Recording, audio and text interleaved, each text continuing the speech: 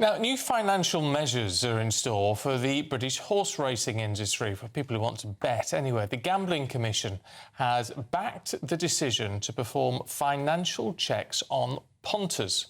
The British Horse Racing Authority fears the new measures, though, will cause unjustified levels of intrusion and severe financial implications. Let's talk to gambling writer and recreational poker player, so we're told, Jon Bryan. Jon, good to see you this morning. What do we make of these new checks? Because looking at the details, I mean, it's looking at people who bet more than, or to begin with at least, more than £5,000 within 24 hours. So, I mean, you are talking about people betting some serious cash. Absolutely. We are talking about people betting some serious cash. But if you look at the end point of all of this, what the Gambling Commission have said is it will be £3,000 in a 90-day period. So that's £33 a day, £233 a week, or £1,000 a month. But I think the broader question we have to be asking ourselves is it up to the Gambling Commission, or indeed the government, or any government, to actually decide what we should spend our money on? That's a key issue for me, and that's a key issue for a lot of people. And you can also see why this is causing problems, not just in the horse racing industry, but across the whole gambling industry. And that's why it's uniting a number of people against this. And I think the recent estimate that I saw that it could have an impact on is £250 million cost for the horse racing industry. Now, that's just not spare cash that's just lying around waiting to be picked up.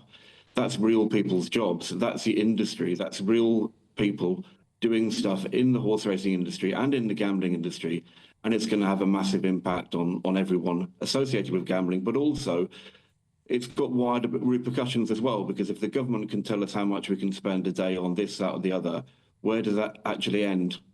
So you fear that this is nanny statism gone too far, if you like. Do you also share this fear from the British Horse Racing Authority? They're saying that if we have these new financial checks on punters, you could risk pushing them into the black market and making the whole situation 10 times worse.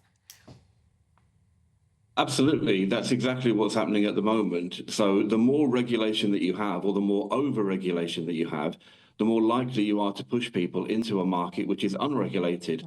So the black market is a very harmful and dangerous place to be when it comes to gambling. Some people don't understand that they're gambling in the unregulated market. Other people go there deliberately to avoid the checks and everything else that happens in the regulated market.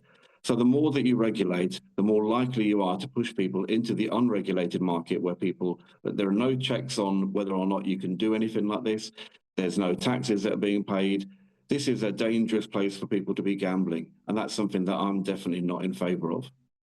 Presumably the Gambling Commission is pushing this as some sort of safeguarding measure, is it? So it's not saying you can't gamble £5,000 or £3,000 or whatever it is, or an awful lot more if you want. It's presumably saying we're going to check to make sure you can actually afford it.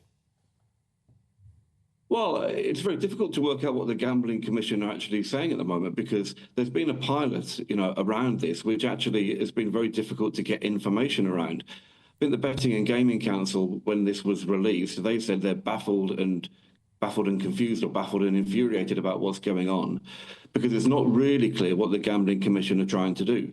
Yes, you could say that it's about trying to avoid gambling harm, but actually gambling spend and gambling harm aren't exactly the same thing. So there's a real problem here. Are we trying to stop people from gambling, or are we trying to prevent people from gambling harm? And I would say the two things are not identical. OK, Jon Bryan, thank you so much for joining us this morning on GB News Breakfast. Thank you.